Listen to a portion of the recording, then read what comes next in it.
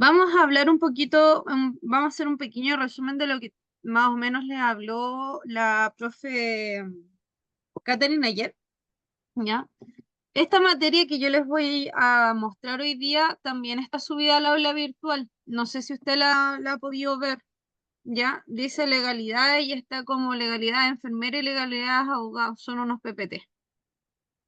Ah, yo intenté ahora y no pude. Ya, de todas maneras igual ¿Ya? las voy a mandar al WhatsApp del grupo por si alguien, además de usted, ha tenido dificultades. Pero para que sepan la materia que yo voy a utilizar hoy día, ¿cuánto se llama este material? Y está cargado en el aula virtual. ¿Ya? Y ahí les voy a aprovechar de mostrar al tiro dónde. Ya, gracias. Déjenme les muestro.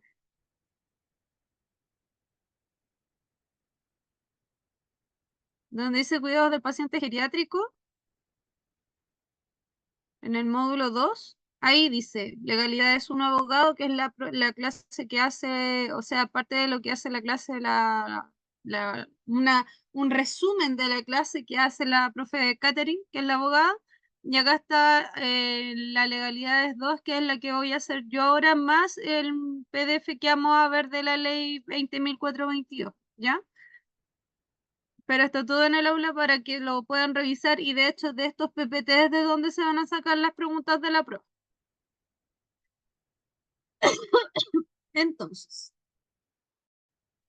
vamos a iniciar haciendo, insisto, un breve resumen de lo que habló la profesora el día de ayer, que es la materia de legalidades propiamente tal, desde el área legal como tal, o sea, viendo de lo que es, por ejemplo, el Código Penal, ¿cierto? Que es lo que tienen que haber visto ayer con ella.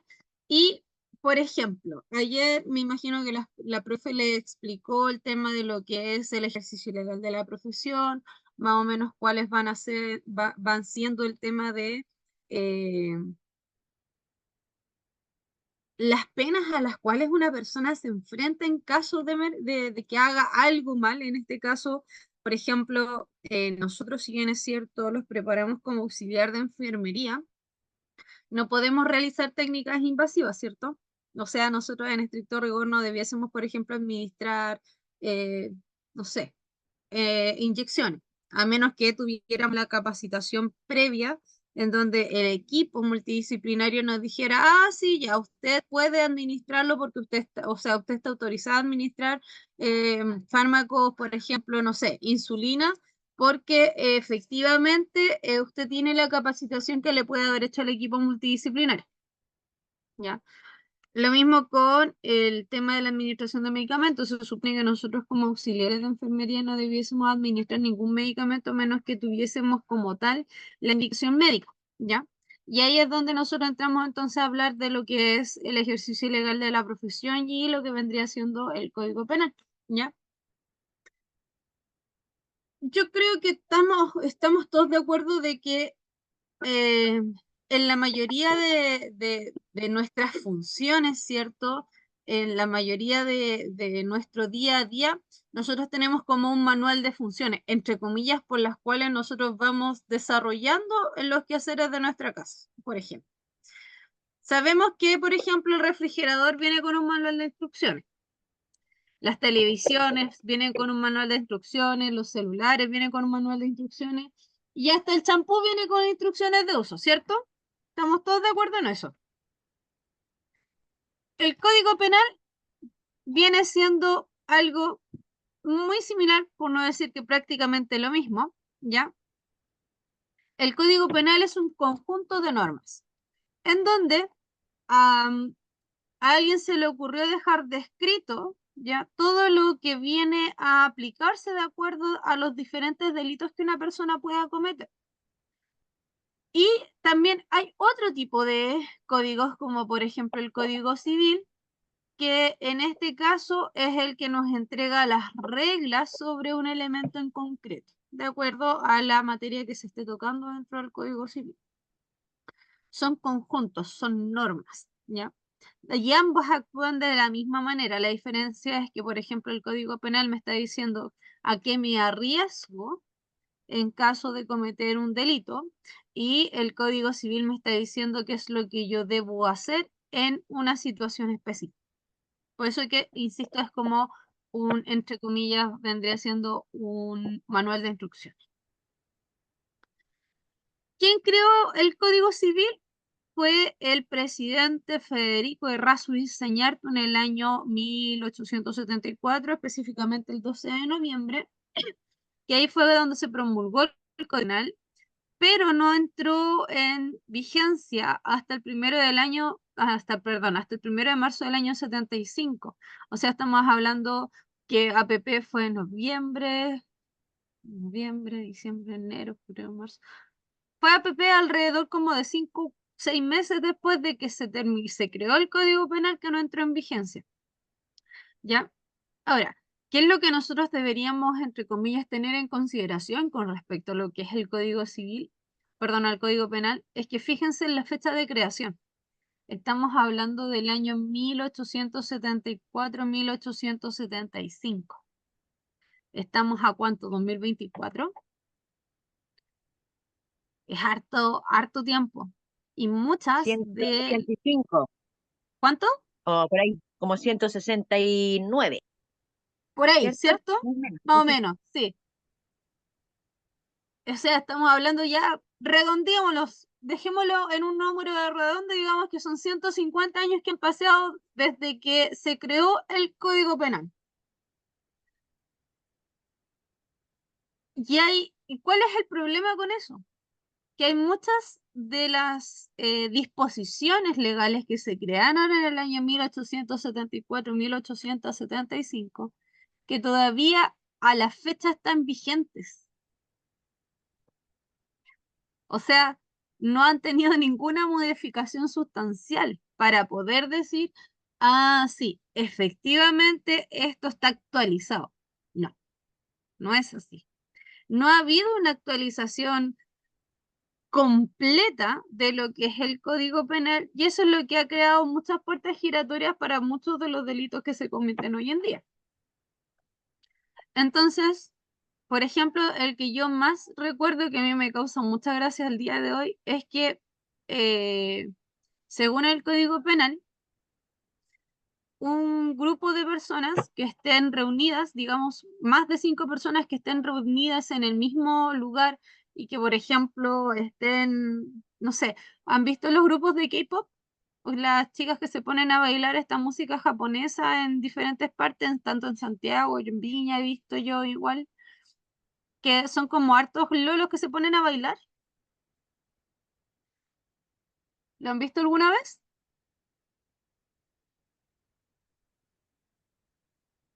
¿No? Hola, profe, yo no, no, pero debe ser esa moda como de los japoneses chinitos.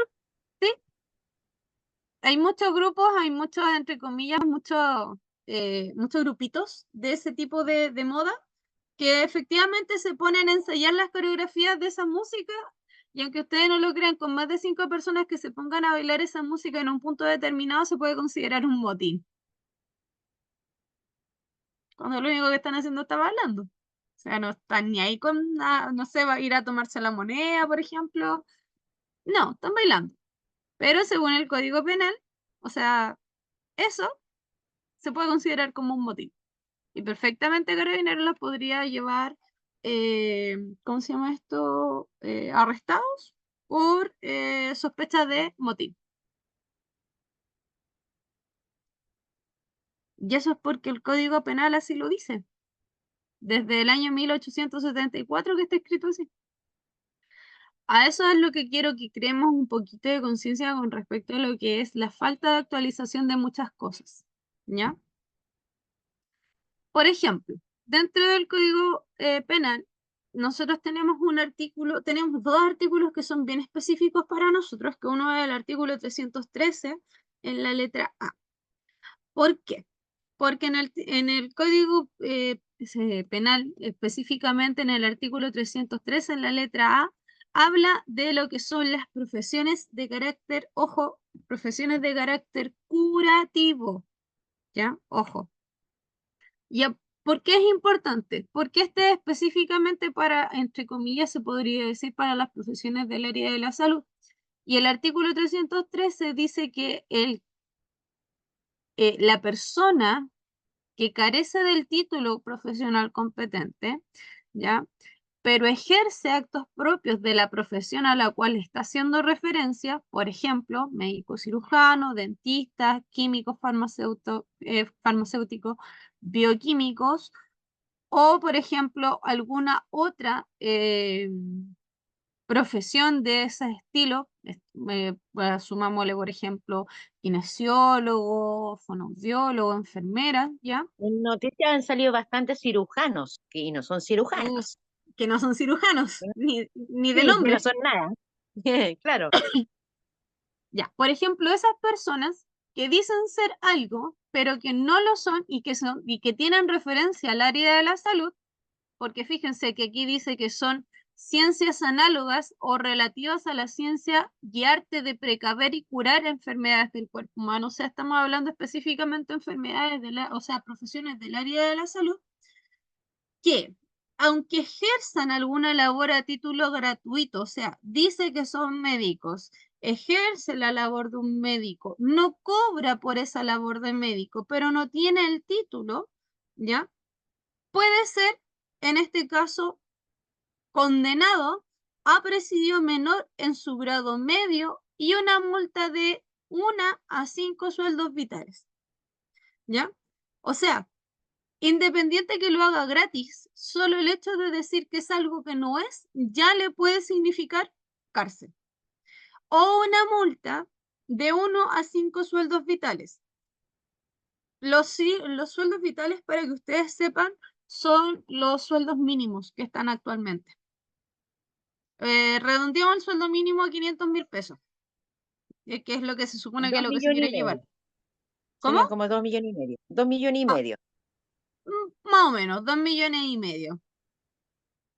¿Qué es lo que tendría que pagar por, en este caso, hacerse pasar por un profesional del área de la salud, aun cuando lo haya hecho gratuitamente? Pero si lo vemos por el lado práctico, está pagando 2,5 millones por poner en riesgo la vida de no una, porque estos gallos cuando se hacen pasar por un profesional no atienden a una sola persona, ¿cierto? Atienden a un conjunto, a un conglomerado de personas. Son muchas las personas que confían en el profesional, aún sin saber que este profesional no es tan profesional. Estamos hablando de 2,5 millones por poner en riesgo la vida de las personas en general. Ahora, cuando nosotros vamos a decir que efectivamente esta persona está ejerciendo actos propios de estas profesiones, cuando se dice que es el profesional, o sea, se atribuye la respectiva calidad, yo soy tal profesional.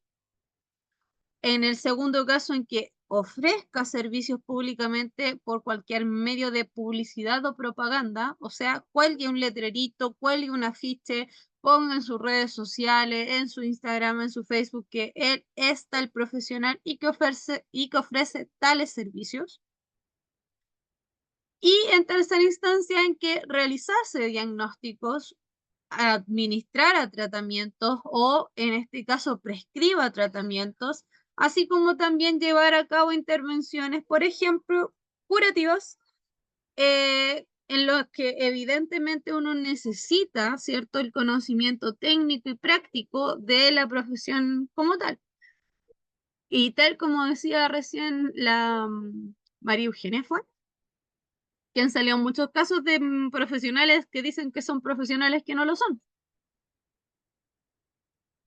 De hecho, antes de la pandemia, no sé si se acuerdan de el programa que hacía el tío Emilio en su propia trampa,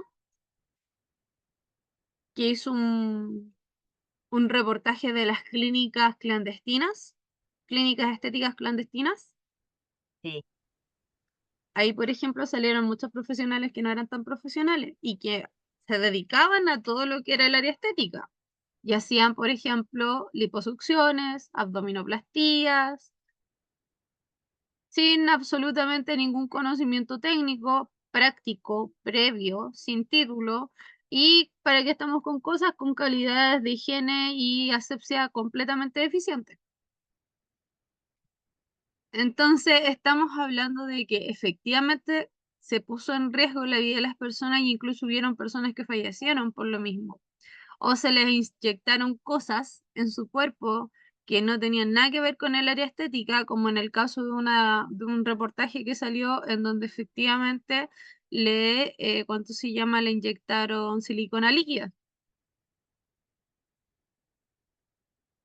en los labios, creo que fue, y en los pómulos.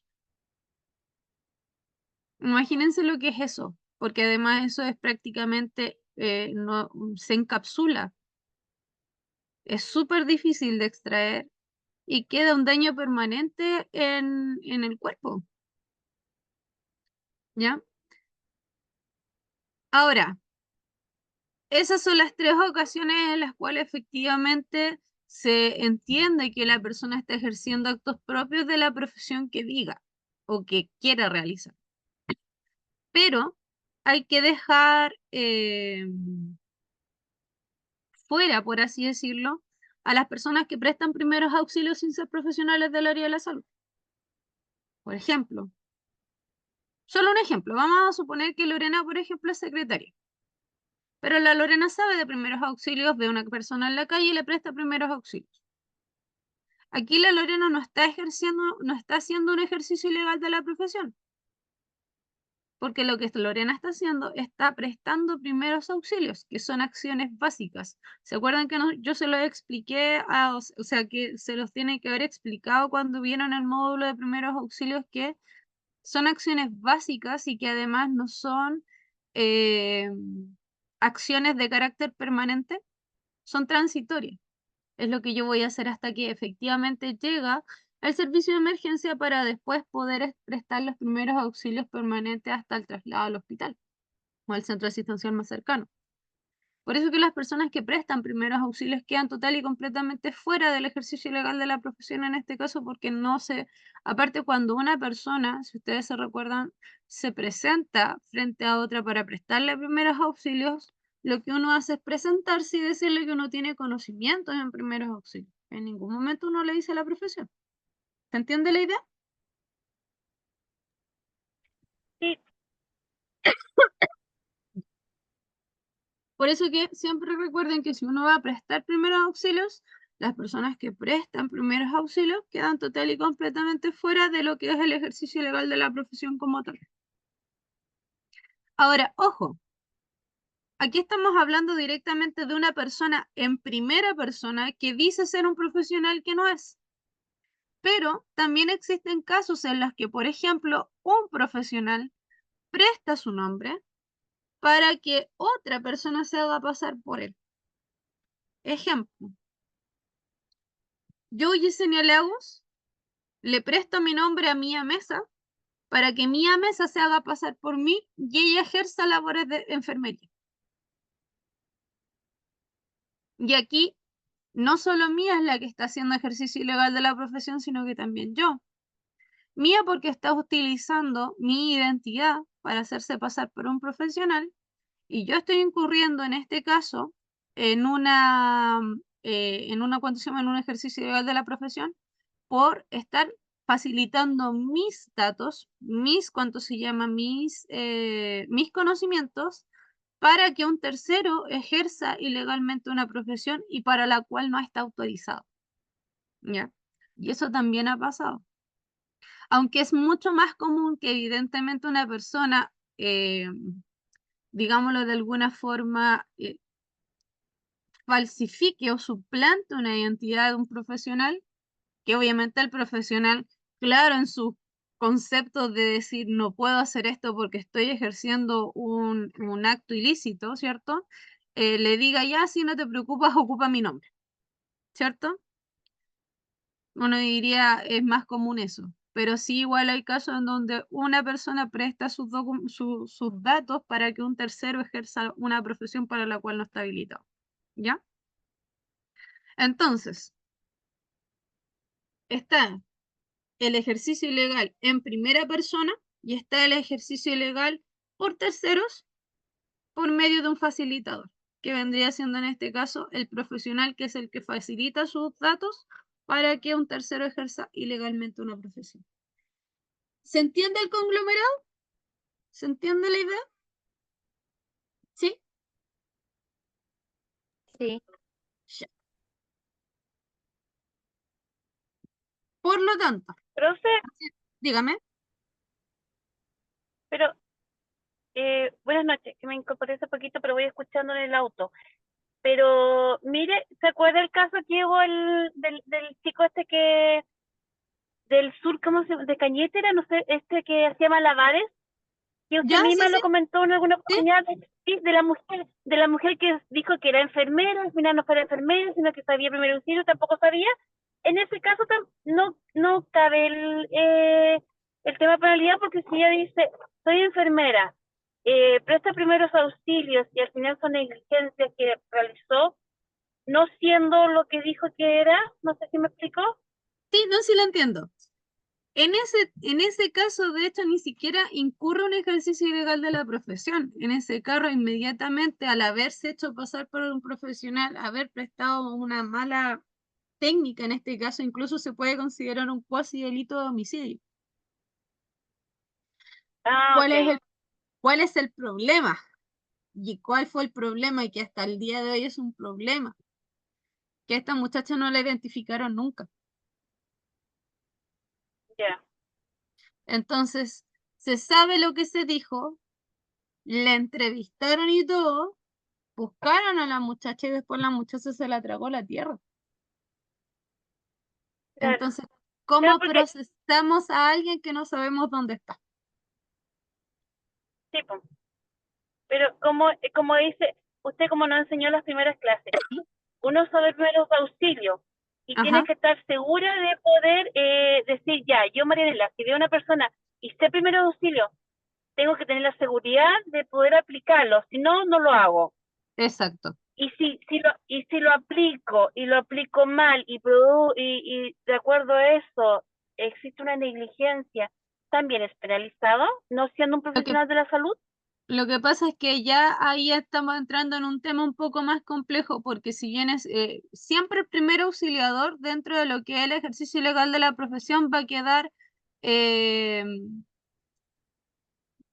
para que se entienda bien, va a quedar fuera de cacho, ¿ya? Pero Ya. ¿cuánto se llama? Cuando la persona fallece producto de las primeras atenciones que un tercero le brinda, hay que tener en cuenta la multifactoriedad del por qué esa persona falleció. Porque no se le puede atribuir todo al 100% a la persona que le haya prestado los primeros auxilios.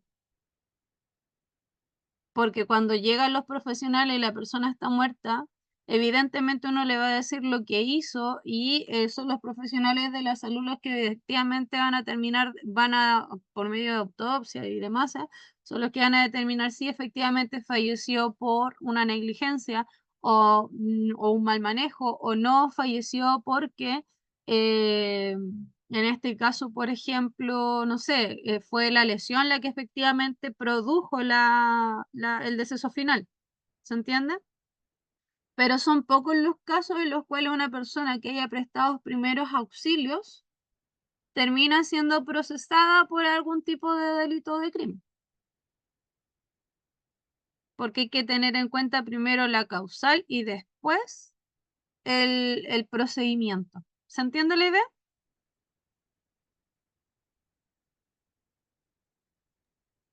Sí, Más sí, o- gracias. ¿Sí? Por eso que les digo que por lo general las personas que prestan primeros auxilios suelen quedar completamente fuera de algún tipo de responsabilidad legal. Entonces, y por lo tanto, el artículo 303 en su letra A va a hacer referencia a enfermedades de carácter curativo y en este caso, como el artículo 313 hace referencia en profesiones de carácter curativos, ojo, curativos, de lo que se preocupa este artículo es de referirse a los crímenes y delitos contra la salud pública. Porque efectivamente si una persona hace un ejercicio ilegal de la profesión, sobre todo en el área de la salud, contra lo que se está atentando es la salud pública. Por lo mismo que les explicaba yo adelante. Un profesional que se hace pasar por médico no va a atender solo a una persona, va a atender a muchas personas. Independiente si lo hace gratuitamente o no, pero va a atender a muchas personas. Recordemos que la mayoría de las personas no se va a hacer pasar por un técnico electricista, ¿cierto? Veámoslo desde ese punto de vista. La mayoría de las profesiones que se falsifican, por así decirlo, en su mayoría no son técnicos. Hagamos más o menos un recuerdo, un remember básico. ¿Cuáles son las profesiones más suplantadas aquí, por lo menos aquí en Chile? Psicólogos, ¿Ya? Psicólogos. ¿Qué más? psiquiatras, El más común, cirujanos, el médico. ¿Quién más? médicos, Ingenieros, abogados. ah, Esas constructores son, civiles. sí, pero en menor grado. Ahí, por ejemplo, tenemos el puente allá en el sur. Pero viéndolo desde la estadística, esas son las cuatro profesiones, empezando, va médico, abogado, psicólogo y, ¿cuánto se llama? E ingenieros civiles de diferentes áreas. Estas son las cuatro profesiones que más se suplantan aquí en Chile. Si ustedes se ponen a pensar, son profesiones que no cobran 2 lucas por su trabajo. Son profesiones que ganan hartas lucas, ¿cierto? Son profesiones que, aparte que requieren una gran cantidad de tiempo para poder, digamos, obtener el título como tal, son profesiones que por lo mismo cobran caro por su trabajo. Por lo tanto, si ustedes se ponen a pensar, una persona no va a cobrar poco por hacerse pasar por médico. Y por eso mismo, como se refieren en este caso a crímenes contra la salud o delitos contra la salud pública, es que el artículo 303 en su letra A viene a proteger la salud pública, a evitar que este tipo de personas genere un daño, pero a nivel masivo. ¿Ya? Y ahora, ojo, que nosotros, en el caso, por ejemplo, de los auxiliares de enfermería, nuestra profesión viene siendo de carácter, ¿qué tipo de carácter ustedes creen que es la profesión del auxiliar de enfermería? Porque no es curativa como tal, tiene otro enfoque.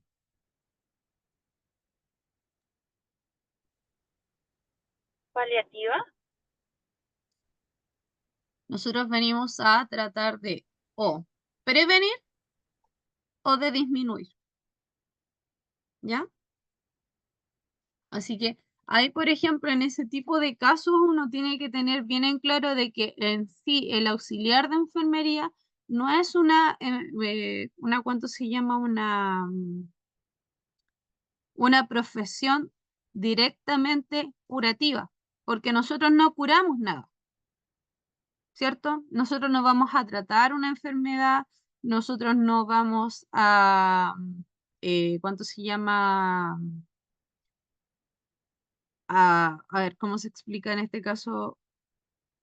No vamos a curar ningún tipo de enfermedad que pueda tener el paciente. Nosotros lo que efectivamente vamos a hacer es prevenir una enfermedad más grave, es, ¿cuánto se llama? Disminuir quizás las molestias. ¿Se entiende la idea? Por eso que es, en este caso, preventiva. ¿Ya? ¿Se entiende la idea hasta aquí? ¿Sí? ¿Más o menos? sí, profe. Ya.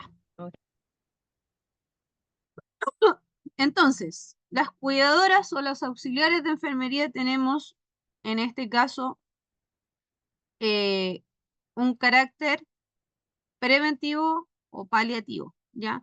Pero ojo, es principalmente nuestro rol, si bien es cierto, ejercemos labores paliativas, el principal rol de un cuidador o de un auxiliar es preventivo, es prevenir algún otro tipo de complicación, ¿ya? Siempre va a ser primero preventivo más que paliativo, ¿ya? Para que lo tengamos bien en cuenta eso.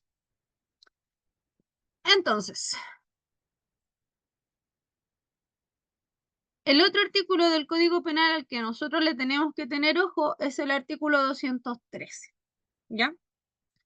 Que en este caso el artículo 213 hace referencia a la disposición general de lo que es el ejercicio ilegal de la profesión. ¿Por qué en general? Porque en este caso, específicamente en el artículo 213, no se enfoca solamente a las profesiones del área de la salud, como en el artículo 313, sino que en este caso engloba a todas las profesiones, todas, ¿ya? Por ejemplo, aquellos que fingen, o sea, autoridad, funcionario público, titular de una profesión que, por ejemplo, necesite el título o el cumplimiento de diferentes tipos de requisitos y que por lo tanto esta persona, sin tener el título, ejerce actos de dicha profesión. En este caso, en el artículo 213, esta persona puede ser penada con presidio menor, ya sea mínimo o medio, y además una multa de 6 a 20 UTM. O sea, si lo sacamos en este caso, la UTM está a 37.000 pesos APP. Y veámoslo por el máximo, que son 20 unidades tributarias. Estamos hablando de que son una multa de alrededor de 740.000 pesos. Fíjense que la diferencia entre la multa de uno y otro tipo de pena entre el artículo 213 y el 313 es harto. ¿Se dan cuenta de la diferencia? Con el artículo 313, la persona profesional, en este caso ilegal, tiene una multa de 2,5 millones APP, viéndolo por el lado más mayor. Pero en el caso del artículo 213, el profesional que ejerce ilegalmente la profesión puede tener presidio mínimo o medio y además una multa de 740.000 pesos. ¿Qué es lo que hace la diferencia? ¿Cuál creen ustedes que es la diferencia entre uno y otro?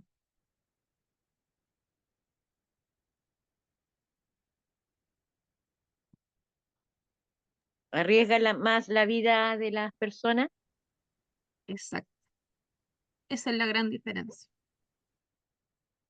Que en el artículo 203 estamos hablando de cualquier tipo de profesión. En cambio, en el artículo 313 estamos hablando solo de profesiones del área de la salud. El riesgo vital que corre la persona, en este caso que puede haber sido perjudicada por este tipo de profesionales, es mayor. ¿Ya? Por eso que es tanta la diferencia. De igualmente, ¿ya? Evidentemente la persona que finja ser un profesional de lo que sea, por ejemplo, en este caso entra todo lo que tiene que ver con ingenieros, abogados, ¿qué otra cosa? Eso es como lo más común que yo recuerde que se suele fingir. Ese tipo de profesionales, en este caso, arriesga el presidio mínimo a medio y además la multa de entre 6 a 20 unidades, a 20 UTM, todo depende de qué tan grave haya sido el delito, ¿ya? Pero la diferencia entre un tipo de pena y el otro tiene que ver neta y exclusivamente con el grado de daño que puede ejercer en este caso la persona sobre la comunidad, ¿ya? Por eso que este artículo es al general, ejercicio ilegal de la profesión en general. En cambio, el artículo 313 es específicamente profesiones de carácter curativo, o sea, profesiones específicas del área de la salud. ¿Ya?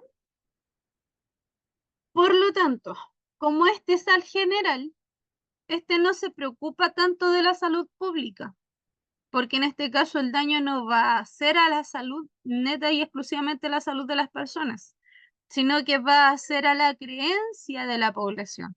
Y por eso que como transgrede las creencias o la confianza de la comunidad o de la población en general, lo que quiere proteger el artículo 203 es la fe pública, o sea, la capacidad que nosotros como ciudadanos tengamos de seguir creyendo, en este caso, en el Código Penal.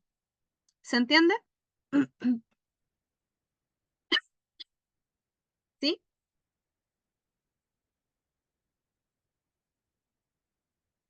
Ahora, viéndolo desde un punto de vista bien práctico, cuando en este caso el Código Penal o el derecho penal puede calificar un delito como tal, cuando está tipificado en la ley, o sea, cuando está descrito en la ley. Si el delito que la persona cometió está escrito en la ley, entonces efectivamente el Código Penal puede calificarlo como delito y por lo tanto aplicar la pena que a este le concierne, ya sea presidio, multa, sanción, amonestación, etcétera. Pero si no está tipificado en la ley, entonces ahí en donde entramos con el problema de cómo en este caso, se puede sancionar ese tipo de delito. Si no está escrito, entonces, ¿cómo lo sanciono? Porque de alguna manera tengo que aplicar una sanción. Y por lo general ahí viene lo que se llama la interpretación de la ley. Yo tengo una ley que dice esto y de acuerdo al delito que hizo esta persona, yo puedo interpretar la ley de acuerdo a esto. Y según eso, la interpretación que yo le di, entonces es que yo puedo aplicar un tipo de cuánto se llama, de pena, de multa o de lo que sea, ¿ya?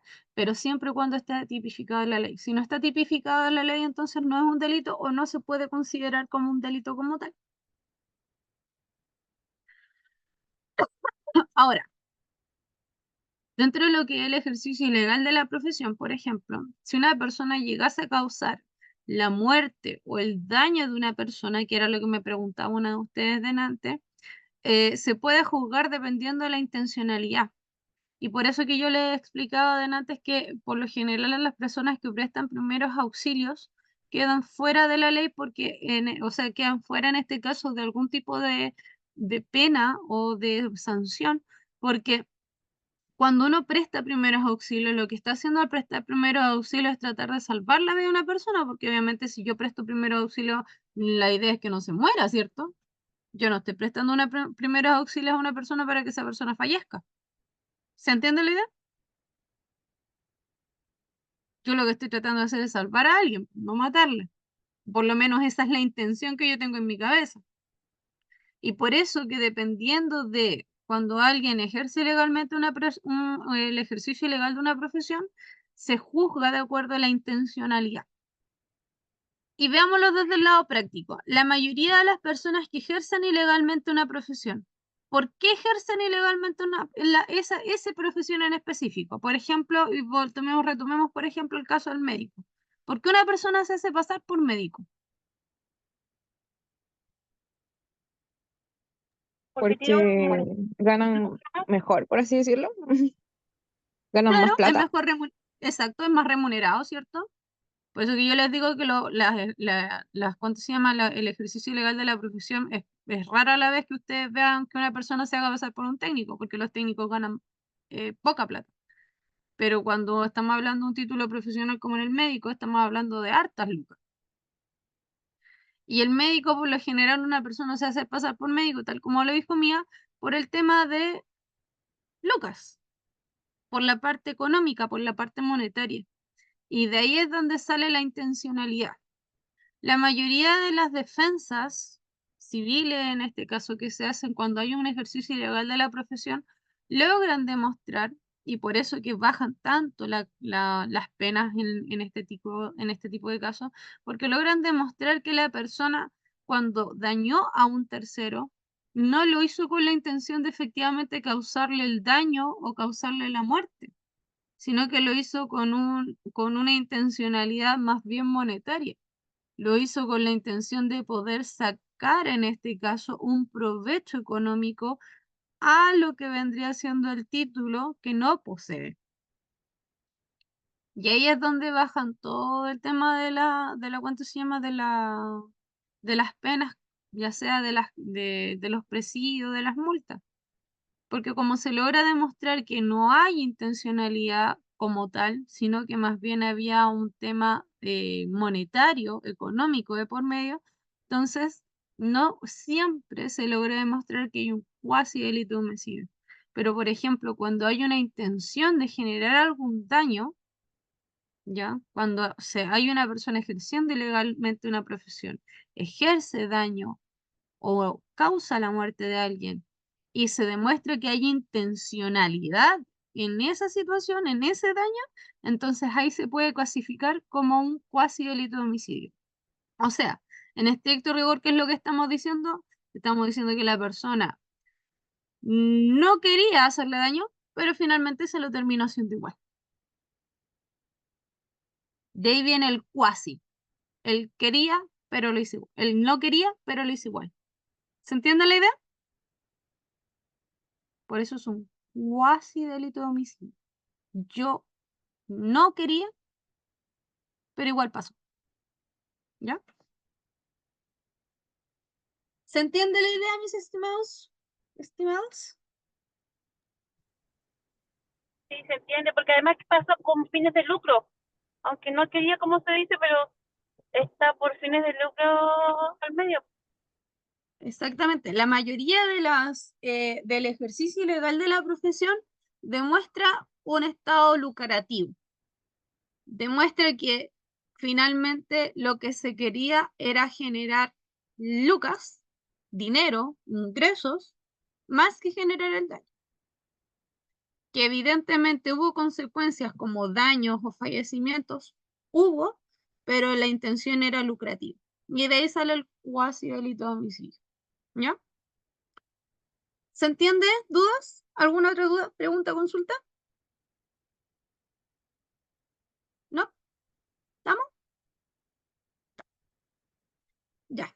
Miren, yo sé que son 5 para las 8, pero nos vamos a ir un recreo un poquito antes, cosa de estar volviendo a las 8:10. A las 8:10 volvemos, continuamos con la segunda parte y a ver si logramos terminar un poquito antes para que se puedan ir a descansar. ¿Ya? Así que nos vemos de vuelta a las 8:10.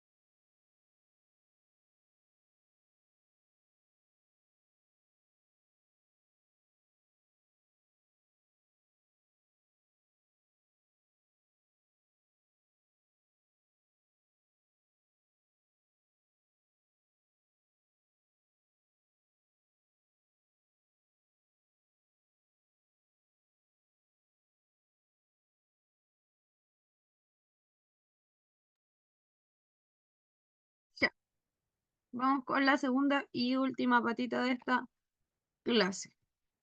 Ahora vamos a, entre comillas, dar un giro un poquito a lo que estamos hablando y ya vimos un pequeño resumen de lo que es el Código Penal.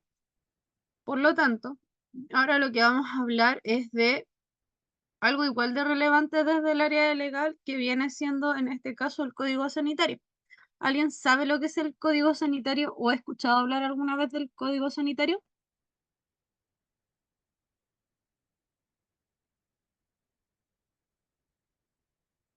¿No?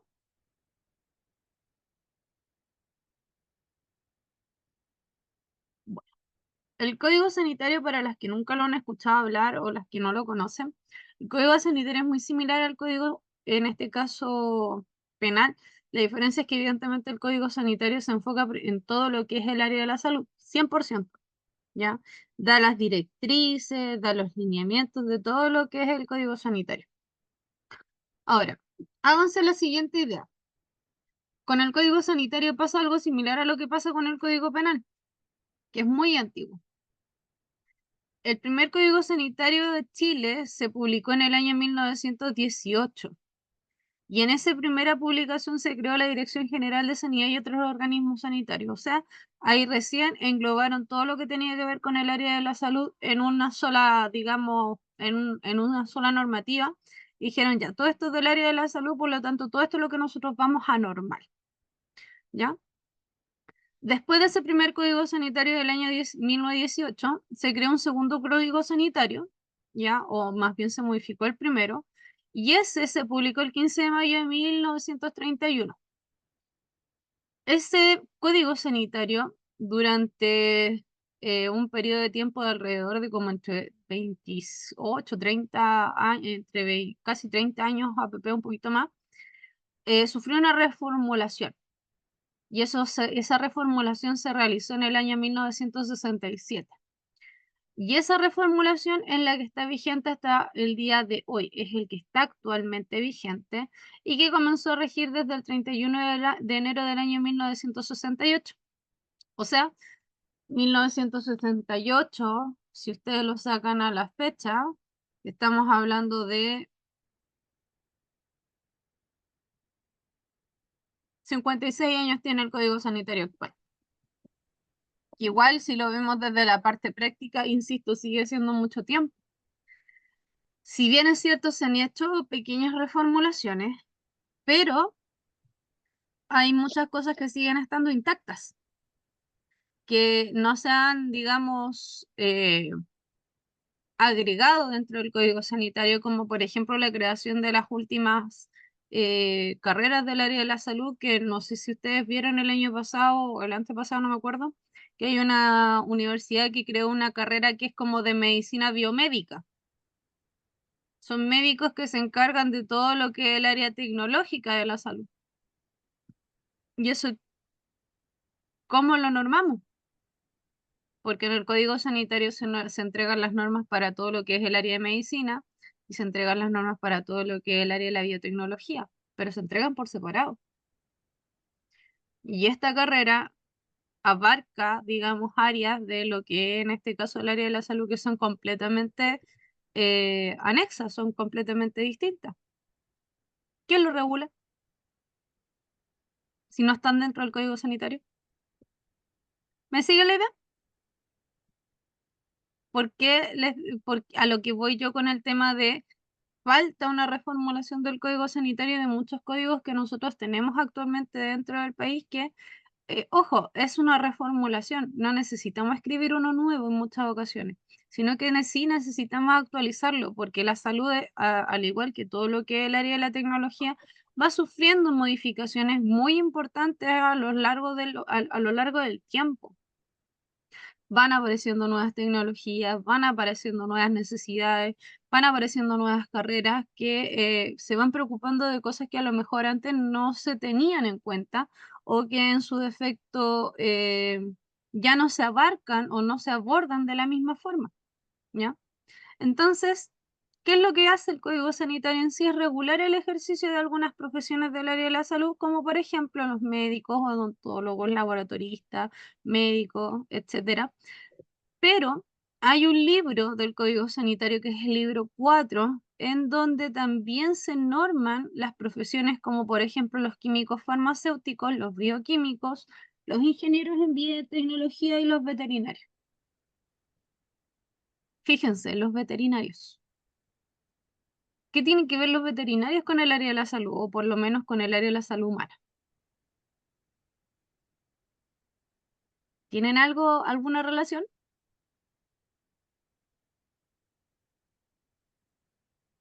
Sí, porque una rama de la medicina igual, aunque sea veterinaria, está reconocida. Sí, pero estamos hablando de la parte humana. ¿Tiene alguna relación con la veterinaria con el área humana?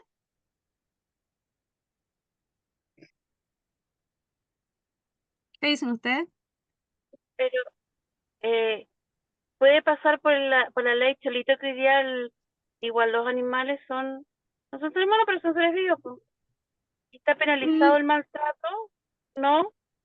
No tiene que ver con la ley Cholito, tiene que ver con algo un poquito más allá.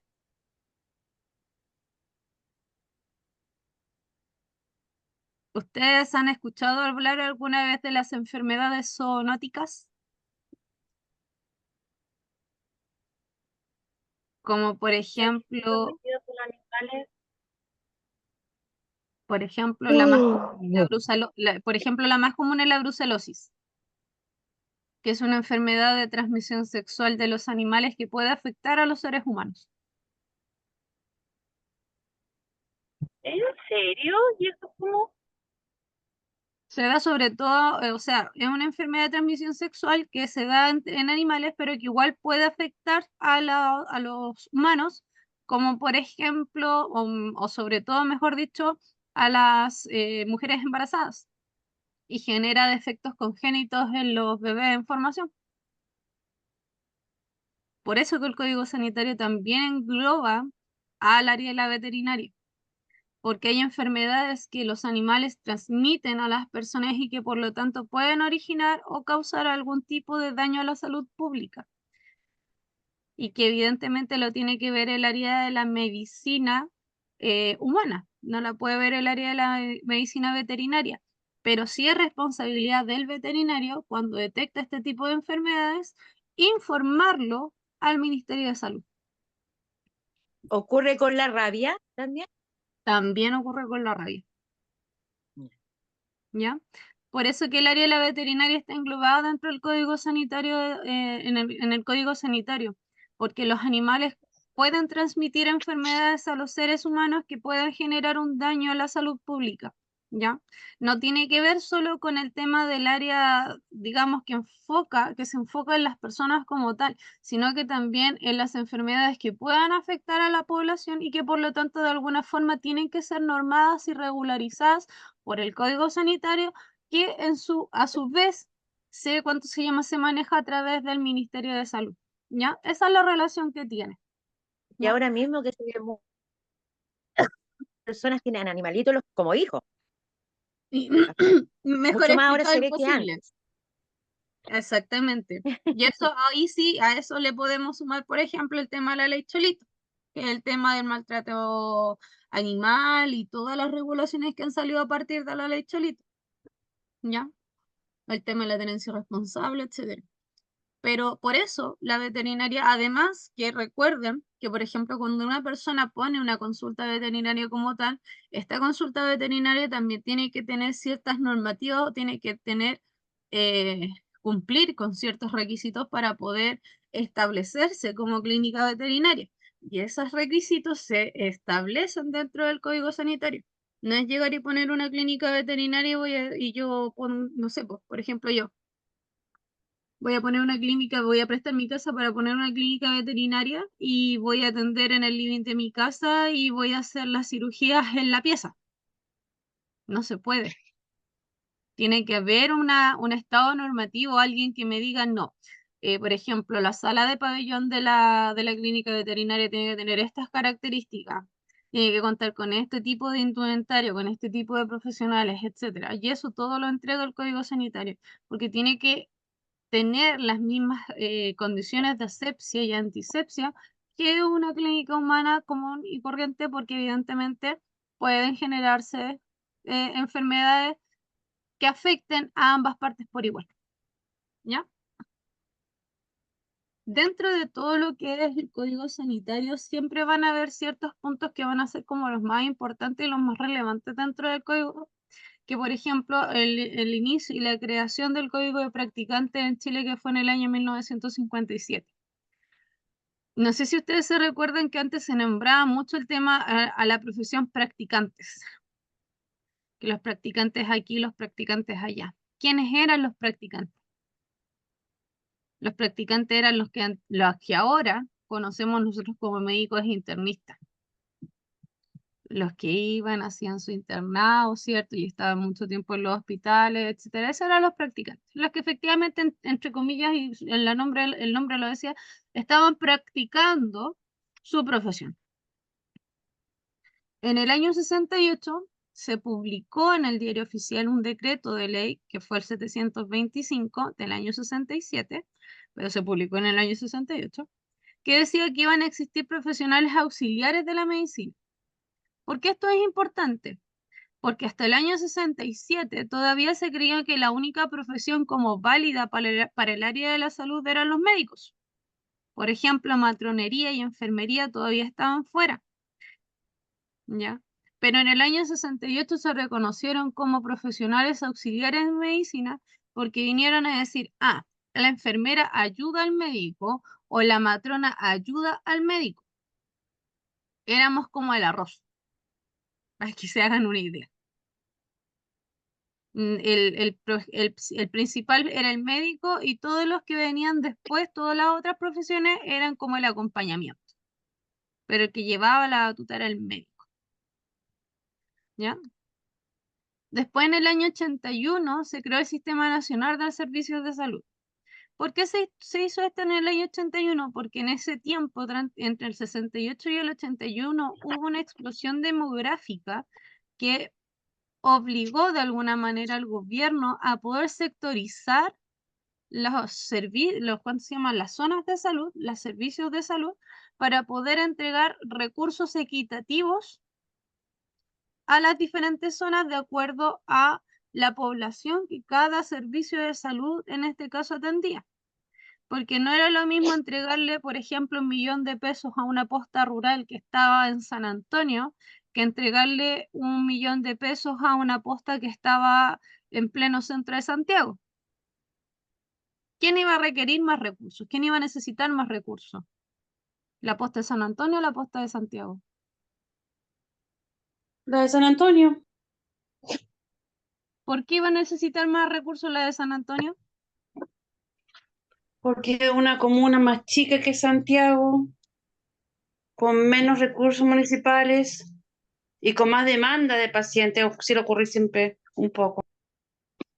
Efectivamente, las zonas rurales por lo general requieren un poco más de recursos que las zonas urbanas porque están más alejados, entre comillas, de todo lo que viene siendo los servicios de salud.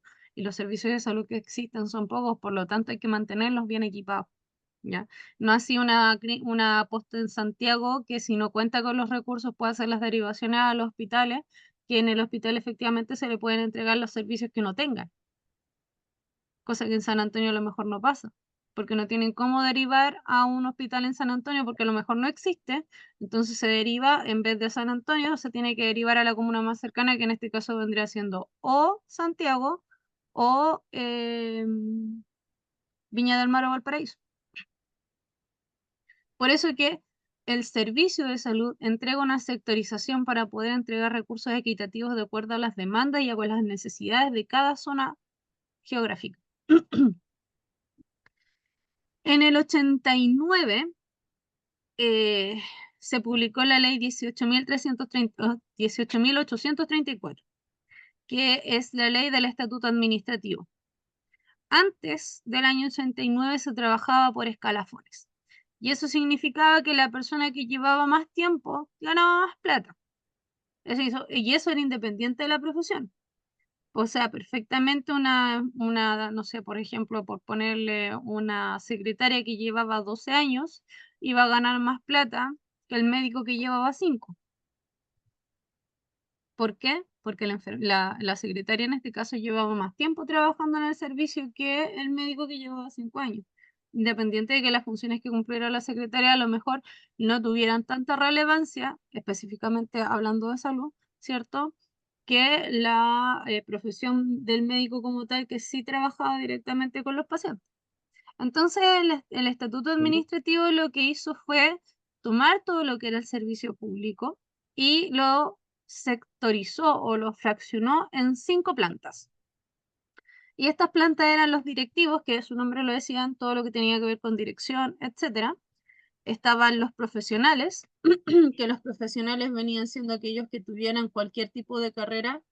No hay problema mía, vaya nomás. Estaban los profesionales que efectivamente tenía que ver con el tipo de profesión que ejercían. Por ejemplo, en este caso veníamos a hablar de lo que es más común el médico. Estaban los técnicos, ¿ya? Que su nombre lo dicen, son técnicos como tal. Y estaban los directivos, profesionales, técnicos, estaban los administrativos, como por ejemplo las secretarias, y finalmente estaban los auxiliares, que los auxiliares eran aquellos que apoyaban a las labores de los profesionales. Y ahí estaban las cinco plantas en las cuales se estaba sectorizando para poder equiparar de alguna forma las funciones de acuerdo al grado de sueldo y también a las responsabilidades que tenía cada una de las profesiones, ¿ya? Ahora, esto que es publicado, digamos, en el año 89, se vino recién a adecuar hasta el año 1991. Recién en el año 91 se pudieron adecuar todas las diferentes plantas de los escalafones para poder cumplir con los requisitos de lo que venía siendo en este caso lo que disponía la ley 18.834. O sea, estuvieron 2 años, digamos, encasillando cada una de las profesiones, ¿ya? Eh, y finalmente en el año 2006 se hizo la institucionalización del MinSal, ¿ya? Eh, Incorporó dentro de lo que era el modelo de gestión del cuidado a los TENS, a los técnicos a nivel superior en enfermería, como una herramienta complementaria a lo que es el cuidado y a la gestión del cuidado. Ahora, esto es importante porque hasta antes del año 2006, lo que era la gestión del cuidado era total y completamente propio de solo enfermería. ¿Cuál fue el problema de que el 2006 incluyera a los TENS? Y es algo súper absurdo lo que pasó en realidad, pero creo que no es lejos de la realidad que vivimos en Chile.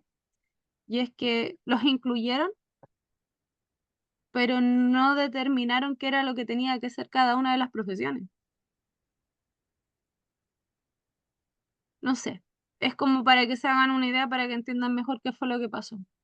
Teníamos un trabajo en grupo y agregamos a la Marianela, a la Lorena, a la María Eugenia, a la Paulina al grupo y les dijeron, ya, ustedes tienen que hablar del cáncer. Pero nadie le dijo a la Marianela, por ejemplo, de qué cáncer tenía que hablar o qué era lo que tenía que hacerse dentro del trabajo, sino que nos dijeron, ustedes hablan del cáncer, pero ustedes vean cómo se lo arreglan. ¿Se entiende la idea? Sí. Profe, pasa un poco también por ahí por la competitividad que tienen entre la área de salud, las TENS con las enfermeras. Sí. O Sí, tiene también harta relación con eso, porque como lamentablemente el MinSal no dejó clara cada una de las funciones que tenía que hacer cada una de las profesiones dentro de lo que es la gestión del cuidado, siempre existe hasta el día de hoy la pelea eterna de que no, pues si es gestión del cuidado, yo como enfermera tengo que hacer esto y esto otro, y el TENS tiene que hacer esto y esto y esto otro, porque el TENS lo que maneja es técnica. La enfermería se supone que ve todo lo que es la parte gestión, administrativa, técnica, etcétera. Por eso que se supone que estudian más tiempo. Pero lamentablemente, como el MinSal lo dejó libre albedrío y dijo, ustedes verán cómo arreglan su panorama, ustedes verán cómo se las ingenian. Y eso fue lo que pasó. Y es lo que está pasando Yo hasta ahora. tengo una Es como si en conocida una casa, perdón, y es como si en una casa hubiesen más de 2 dueñas de casa. Tal cual. que ella me decía que ella era paramédico años atrás y después Ujú. tenía que hacer un curso para hacer TENS. La nivelación. Sí, antes eran paramédicos. Exactamente. Antes existían los paramédicos. Pero después cuando se creó se eliminó la profesión de paramédico como tal, y quedaron, digamos, solamente una profesión que eran los TENS, todos tenían, e incluso existían las TUE, que eran las técnicas de mando medio en enfermería, una cuestión así. ¿Ya? La cosa es que tenían que dar un examen para poder nivelarse, para poder quedar como TENS. Pero tal como dice Marianela, con lo que hicieron en la gestión del cuidado en el año 2006 con el MinSal, es como que dejaron a dos dueños del fondo, sin división de terreno, sin nada. Peléense la herencia, ustedes verán cómo lo arreglan.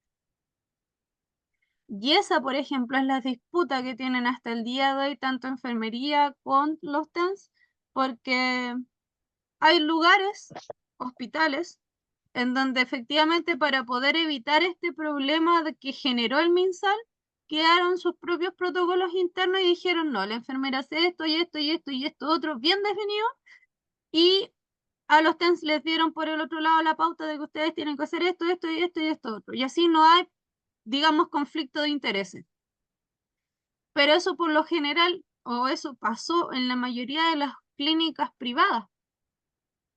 Pero todo lo que se maneja en el área pública, como el MinSal no entregó nada, no dijo nada, y hasta el día todavía digamos, no se pronuncia respecto al tema, los hospitales como que no tienen un lineamiento definido para lo que es enfermería y lo que es TANS. Entonces, cuando es gestión del cuidado, se pelean las diferentes materias y que pase que sea lo que Dios quiera. ¿Se entiende? ¿Por qué hago esta mención? Porque para ustedes que son auxiliares de enfermería es importante que ustedes recuerden que aunque a muchos no les guste, ustedes también participan dentro, aunque sea de una mínima forma, pero participan dentro de lo que es la gestión del cuidado. Porque son ustedes los que están con el paciente prácticamente 24/7 cuando las contratan, por ejemplo, como cuidadoras. Entonces es importante que ustedes también sepan que esto pasa y que lo van a ver que pasa no en un solo lado, van a ver que pasa en muchos lugares. ¿Ya?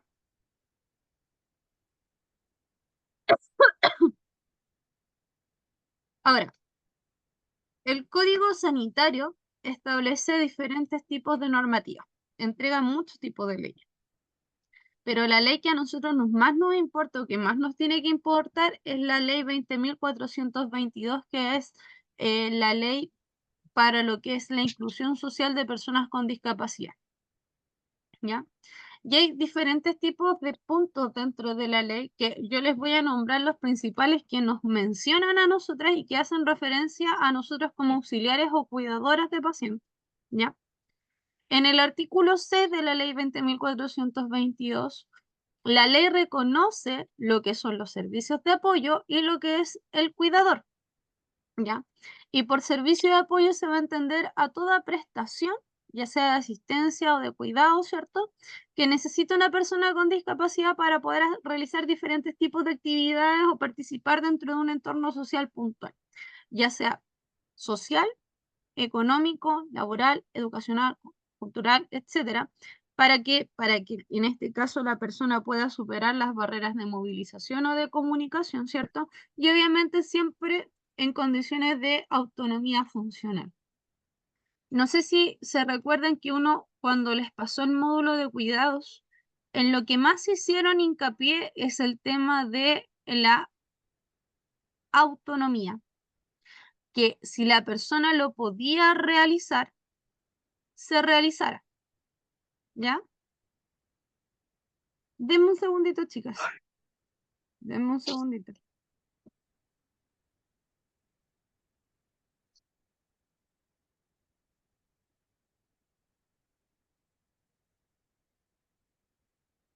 ¿Ya?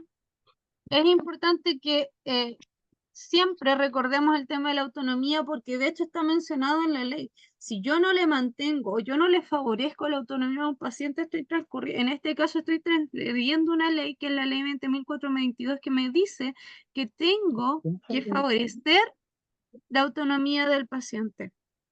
¿Ya? Espérenme un chiquitito.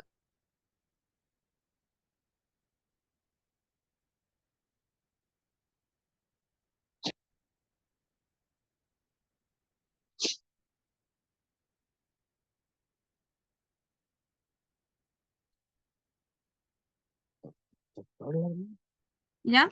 Ahora, el otro punto importante con respecto a lo que es la ley 20.422 en el artículo 6 es la definición de cuidador que hace, porque dice que es cualquier persona que proporciona asistencia permanente o gratuita o remunerada, ¿cierto? Para la realización de las actividades de la vida diaria dentro del hogar a personas con discapacidad que estén o no unidas por un vínculo de parentesco.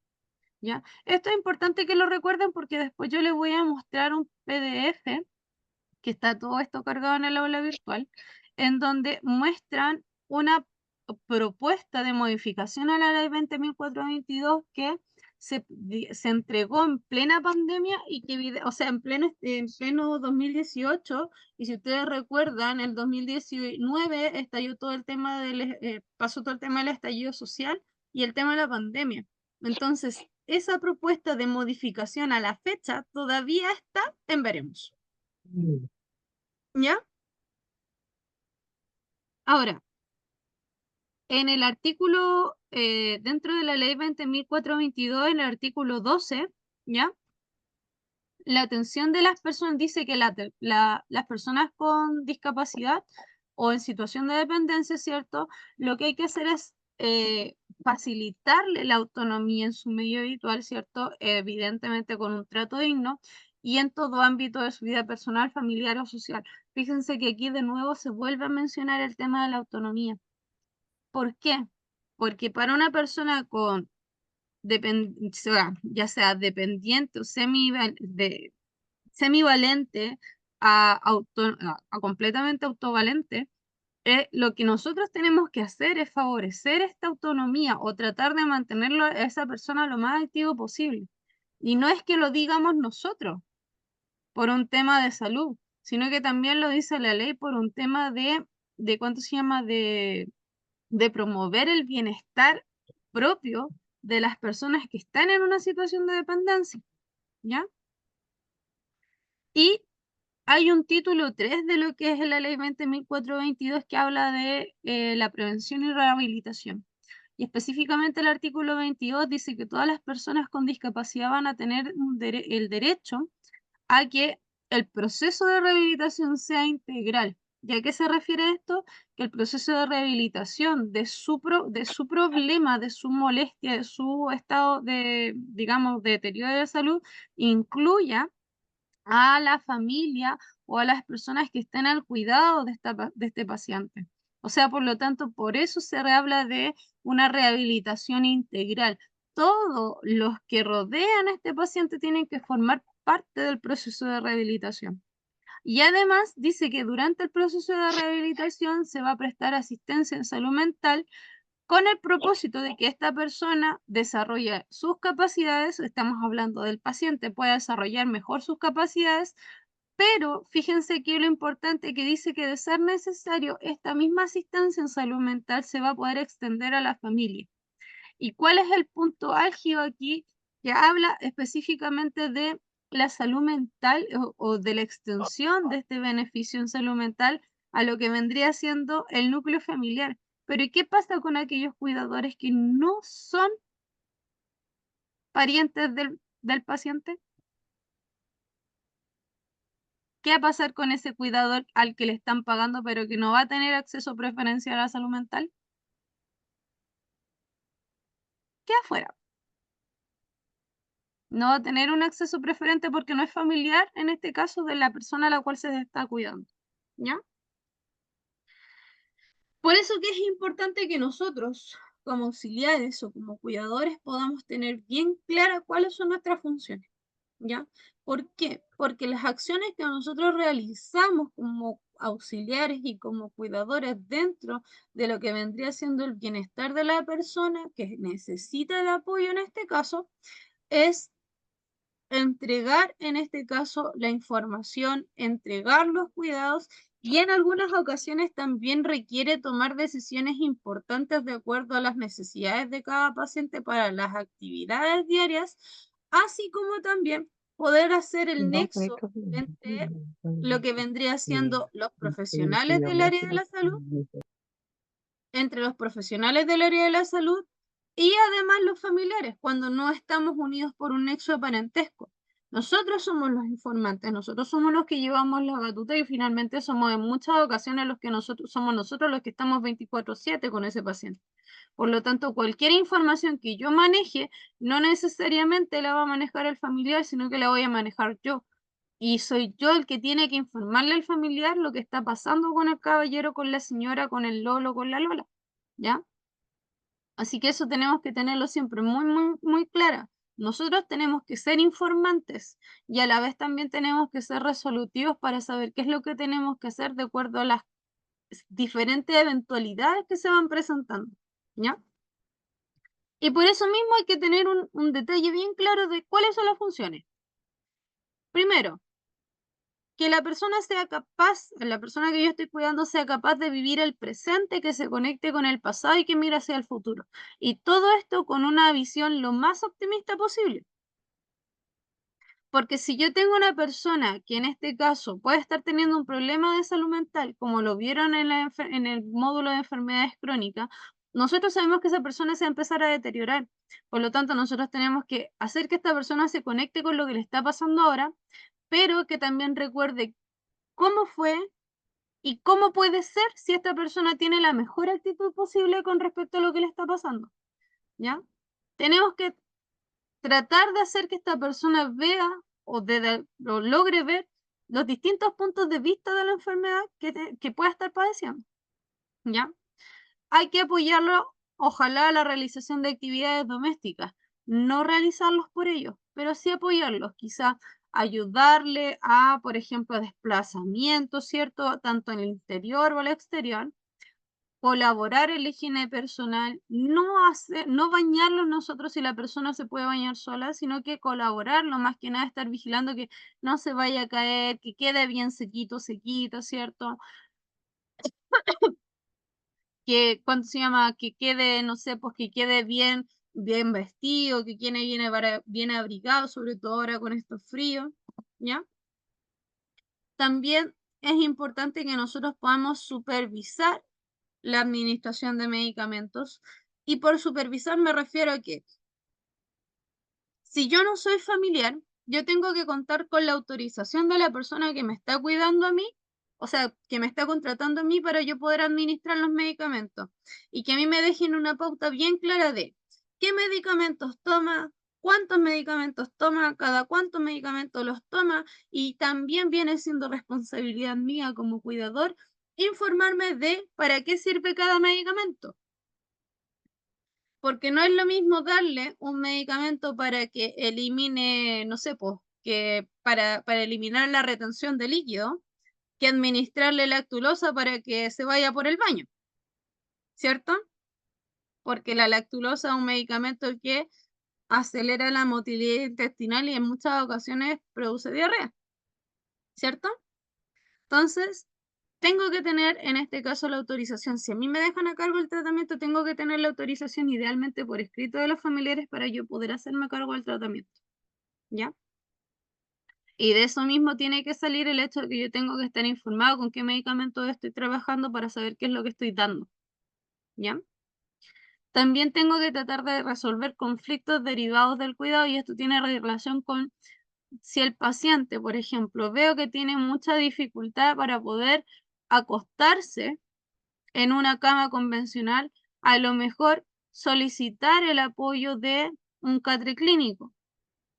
O en su defecto, si veo que en el baño no hay pasamanos, solicitar a lo mejor que se coloque pasamanos en el baño para evitar que el caballero o la señora se vaya a caer cuando se esté bañando.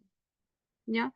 Son conflictos derivados del cuidado y por como soy yo la que está manejando la situación, tengo que tratar de buscar la forma de resolverlo o de solicitar que me lo resuelva. ¿Ya? El acompañamiento tanto a controles para poder realizar las consultas, para poder salir de dudas con los diferentes miembros del equipo de salud es súper importante. Mientras yo más informado esté, mejor manejo tengo de la situación. Y asimismo también puedo estar mejor informada de qué es lo que yo puedo hacer o qué es lo que yo puedo modificar de acuerdo a las conductas o a las diferentes herramientas que yo utilizo dentro del día. También puedo realizar curaciones sencillas, previa capacitación, pero como ustedes ya saben, realizar curaciones simples porque ya lo vieron, tienen esa capacitación para poder realizar curaciones sencillas y también para poder informarle al equipo multidisciplinario cuando sea necesario de que, ups, esta curación ya no la puedo seguir tratando yo porque a lo mejor está infectada y la tiene que tratar 100% la enfermera. El control de signos vitales, principalmente la temperatura y la presión, ¿ya? Ya sabemos cómo hacer ese tipo de procedimiento y la mayoría ahora actualmente ni siquiera utiliza los equipos antiguos que son con la perita y el fonendoscopio. Es un tema súper digital. Entonces lo que yo sí tengo que saber hacer es interpretar los valores que me están entregando para saber si efectivamente esa persona está dentro de lo adecuado o no. Hacer los cambios de posición y de movilización a la cama cada 2 horas para evitar el escaramiento o las úlceras por presión en los pacientes. Acompañar. Y el acompañar no significa estar sentada al lado de ese paciente todo el día mirando tele. No, lo ideal del acompañar es tratar de entablar quizás una conversación, generar un vínculo. No les estoy diciendo que se vuelvan las mejores amigas de los pacientes, pero sí lo que les estoy diciendo es que el acompañar significa estar presencialmente, no estar ahí y ser, por ejemplo, un mueble más del living comedor, ¿ya? Idealmente tratar de incentivar las actividades de acuerdo obviamente a las capacidades de cada persona. Es- Existen tantas cosas que actualmente las personas pueden hacer, incluyendo, incluso cuando están en cama, el tema de la pintura, el crochet, tejer, armar rompecabezas, hacer, no sé, algún tipo de puzzle, ¿ya? Pero tratar de mantener mentalmente activa a esa persona. Preocuparse de la mantención del entorno, sobre todo el dormitorio, y nos referimos principalmente a eliminar los elementos que pueden generar algún tipo de complicación, los cables, los desniveles, solicitar que eso se solucione para evitar, por ejemplo, algo tan simple como una calle, que sabemos que en los adultos mayores las calles no son tan simples, que pueden generar complicaciones mayores e incluso generar postración. Se puede preparar o ayudar y colaborar en la alimentación. Eso no significa que yo voy a estar ejerciendo labores de asesora del hogar. Si a mí me contrataron como cuidadora y estoy cuidando a una persona, esa es mi función, preocuparme de la persona y de su entorno, ¿ya? No significa que yo voy a estar lavando la loza, tendiendo la cama, limpiando el baño, no. Si a mí me van a contratar como cuidadora, mis funciones son con el paciente.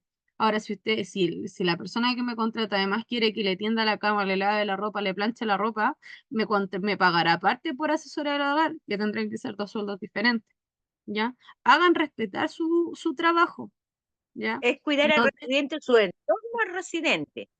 ¿Cómo? Nada más, lo que es cuidar el entorno residente, lo que conlleva a él, tanto su habitación, alimentarlo, vestir, bañar. Exactamente, nada más. Si la persona que lo contrata le empieza a pedir que le doble la ropita, que le lave la losita, etcétera, y ahí estamos hablando de otra cosa, y esas son funciones de una asesora del hogar. Y si me está pidiendo que cumpla funciones de asesora del hogar, me hará un contrato aparte y me pagará aparte. Pero nunca dejen, nunca, chicas, nunca, se los digo bien con toda la conciencia del mundo, nunca dejen que se junten las dos cosas. Porque si no, van a estar, como diríamos coloquialmente, va la pata y el combo, ¿ya?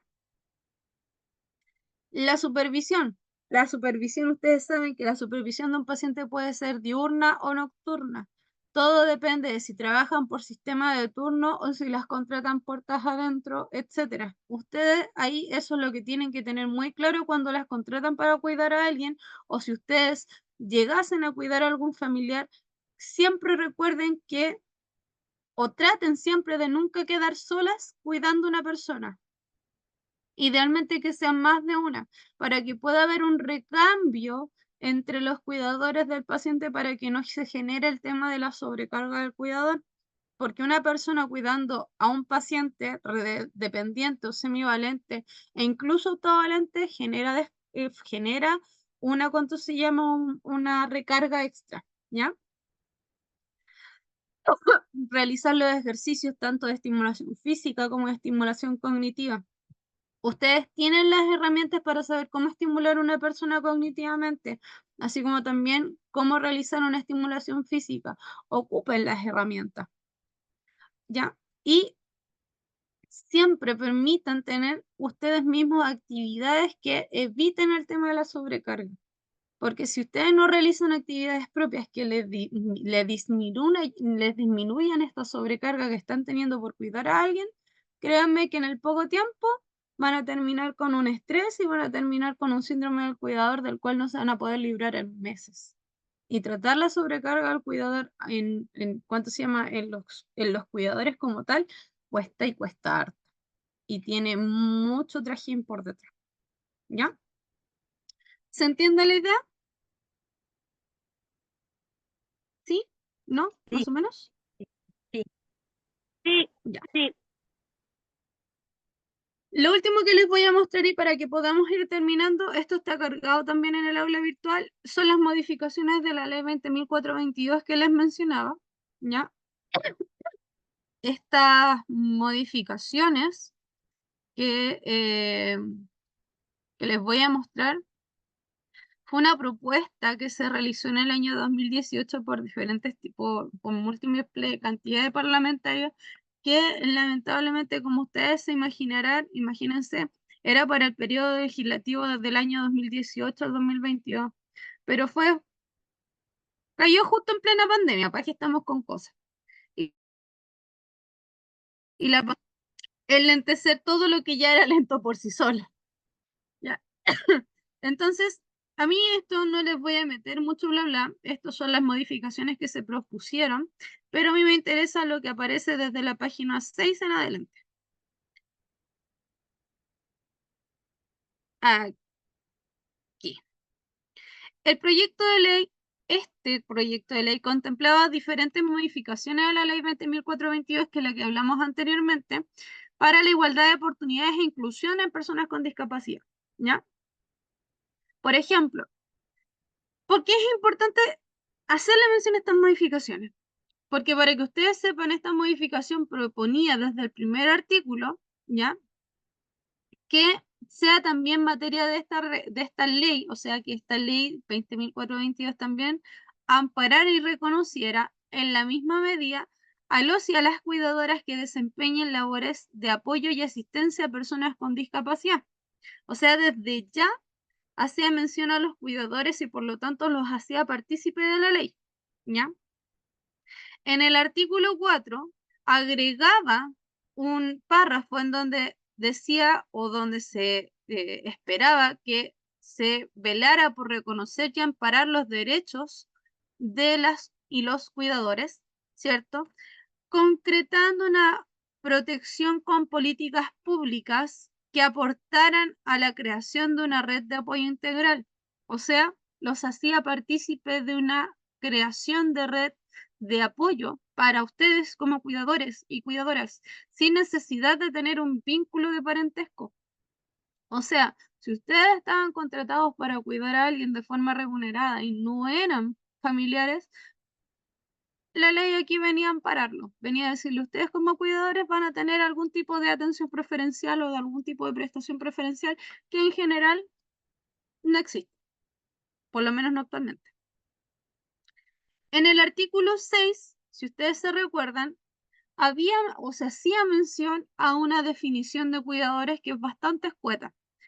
En cambio, esta modificación genera un cambio radical en el concepto de cuidador y dice que es, o por lo menos entendía esta modificación, que era toda persona que de forma gratuita o remunerada proporcionara asistencia y apoyo, ya sea temporal o permanente. Fíjense, ya de aquí es muy diferente. Para la realización de actividades de la vida diaria a personas con situación de discapacidad o dependencia. Fíjense que en la actual ley solamente menciona a las personas con discapacidad, en ningún lado menciona a las personas con dependencia como tal. Además, dice que estén o no unidas por un vínculo de parentesco, sufriendo un mayor riesgo de agresión sobre su salud física y mental en atención a la naturaleza de sus labores. O sea, aquí esta definición hacía entender que efectivamente las personas que se dedican al cuidado de los pacientes tienen algún desgaste físico o mental. Se entiende por cuidador formal a la persona que recibe en remuneración por sus labores, ya sea de organismos de administración de atención domiciliaria, servicios diurnos, nocturnos y residenciales. O sea, aquí decía que existían los cuidadores que podía uno contratar, existen los cuidadores que trabajan en hogares de ancianos, existen los cuidadores que trabajan en el LA, en los residencias de larga estadía, de corta estadía o en las residencias nocturnas. Todo tipo de cuidadores. Y también esos son los cuidadores formales. Y también dice que existen los cuidadores no formales, que son las personas que no reciben remuneración por las labores que desempeñan, como por ejemplo los familiares, amigos o allegados de la persona en situación de discapacidad o dependencia. O sea, hace una distinción entre un tipo de cuidador y otro, y además se les ha entregado una red de apoyo. ¿Ya? De ahí nos saltamos al título, al punto 5, que dice que se crea un tercer párrafo en el título 3, en el cual ya se deja de llamar rehabilitación y protección, sino que este título solamente se llamaría protección, y dice que el artículo 22 agregaba que las personas con discapacidad tenían derecho a contar con un servicio de apoyo, asistencia y cuidados que podían ser proporcionadas por la familia por su círculo más próximo o tercero dedicado a estas labores. O sea, entendía que existían los cuidadores y los familiares por partes separadas. Y decía que los cuidadores y las cuidadoras que se dedicaran al apoyo de las personas con discapacidad eran sujetos de protección y titulares de 3 derechos. El primer derecho era una buena calidad de vida, que en este caso permitiera que pudiera responder a las exigencias propias de un cuidado, ¿cierto? Que proporcionara, en este caso, proporcionando recreación y autocuidado y la igualdad de oportunidades en materia económica, cultural, social y educacional, así como laboral también. El segundo derecho era que la autoridad competente, en este caso se podría decir que, entre comillas, el gobierno, creara una red de apoyo integral que intervenía, en el cual estuvieran adscritos especialistas como psicólogos, psiquiatras, asistentes sociales, para velar por el derecho de una atención prioritaria en salud mental, al igual que la persona que está cuidando. Cosa que era lo que yo les mencionaba anteriormente, no sucede actualmente. Las prestaciones prioritarias de salud mental de las personas que digamos que están en una situación de dependencia se entregan solamente a aquellos cuidadores que son familiares. Pero lo que yo les explicaba adelante era qué pasaba con los cuidadores que no eran familiares. Quedaban fuera. En este caso la ley viene, o esta modificación a la ley venía a tratar de entregar esta prestación prioritaria y preferencial a las personas, a los cuidadores, ya sea tuvieran o no un vínculo de parentesco. Y el tercer punto era el acceso a capacitaciones. ¿Para qué? Para que pudiéramos tener más herramientas para llevar a cabo las labores de cuidado, así como a mecanismos que garanticen su seguridad social y previsional, o sea, a crear alguna forma, un sistema de previsión social para las personas que se dedicaran a labores de cuidado, cosa que actualmente no existe porque el cuidador que trabaja de forma particular, él verá si en este caso impone o no impone, ¿cierto? ¿Me entienden para dónde va el tema de esta modificación de la ley que lamentablemente y hasta el día de hoy todavía está durmiendo en el Senado? ¿Qué les pareció la clase, chicas? Buenísima. Ya. Con esto hemos terminado la clase del día de hoy, ¿ya? Ahora, yo voy a dejar a todo el mundo presente, porque entiendo que hay muchas que no se pudieran conectar, algunas por mal tiempo, hay otras que tienen problemas con la luz. eh, no creo que necesite entrar más en detalle, ¿ya? Lo que sí, la prueba, yo la voy a dejar abierta para el fin de semana. La voy a, para que puedan en este caso repasar la materia, ¿ya? Para que tengan para repasar la materia por lo menos hoy día. La prueba se va a abrir mañana a las 3 y se va a cerrar el domingo a las 10, ya para que tengan para poder repasar. Todo lo que vimos hoy día, los dos PPT y el PDF, que son de donde van a salir las preguntas de la materia de legalidades, están en el aula virtual, ¿ya? Para que si lo necesitan descargar, tienen acceso sin ningún problema. Si hay alguno que no los puede descargar, manda un WhatsApp al curso, me dice, yo les envío el material dentro de mi disponibilidad lo más rápido posible, ¿ya? Eso. ¿Alguna duda? ¿Alguna pregunta? ¿Alguna consulta? No, buena clase. Ya, mis chicos. Entonces, el próximo, ustedes están con clase los martes y los jueves, ¿cierto? ¿Sí? ¿O los Profe, lunes? una consulta, ¿de qué hora dijo la prueba? ¿De las 3 de mañana hasta el domingo? ¿Hasta qué hora? A las 10. Ya, profe. Muchas gracias. ¿Con qué día están en clase ustedes? ¿Los martes y los jueves o los lunes? Martes, Martes y martes, jueves. jueves, Ya. Entonces, el próximo martes les voy a tratar de confirmarles mañana si el próximo martes van a empezar con el módulo de trastornos del paciente geriátrico o en su defecto deberían empezar con estimulación cognitiva. Con uno de esos dos módulos empiezan el próximo martes, ¿ya? Pero les confirmo mañana o les voy a tratar de confirmar ahora en la noche, ¿ya? Eso. Descansen, chicas, que tengan un muy buen fin de semana y nos vemos en una próxima ocasión. Gracias, chao. profe, Buenas gusto en noches. verla, cuídese. Cuídense, que estén bien. Chao, chao.